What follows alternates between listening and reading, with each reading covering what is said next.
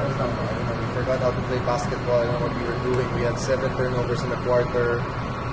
Like 5 possessions in a row, we threw the ball away. I don't know what we were doing. Mind-boggling. But yeah, we choked, we collapsed. We sucked tonight.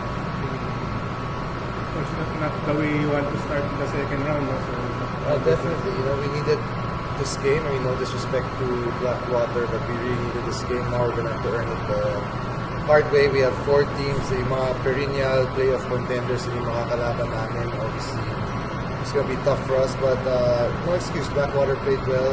They made the right adjustments. We didn't have answers. We couldn't score. I don't know what we were doing in the fourth quarter. Because it looked like we were pretty much in control for close to the three quarters. Coach, medyo dikitan yung sa ilalim nyo na parang jacking for position.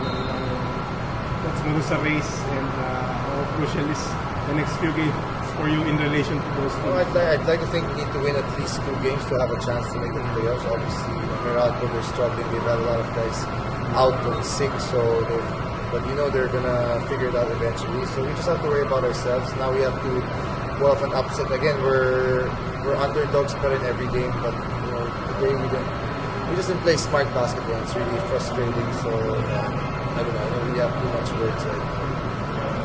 Kumusta pala si Richie, Coach? Kasi yata sabi na out ng last I think he just had a little gash on his knee. He's fine. Nothing major. So How about having Matthew Wright in attendance, former Phoenix player? yeah, it was nice. I'd love to have him on the bench, not behind us in the bench. But it is what it is. Hopefully, one day I'll get the chance to coach Matt again here in the PBA. But yeah, it's a big boost. He's still close to a lot of guys in the Perth. But he's going back to Japan. But hindi na natin after. Sana makabalik siya sa amin sa Phoenix.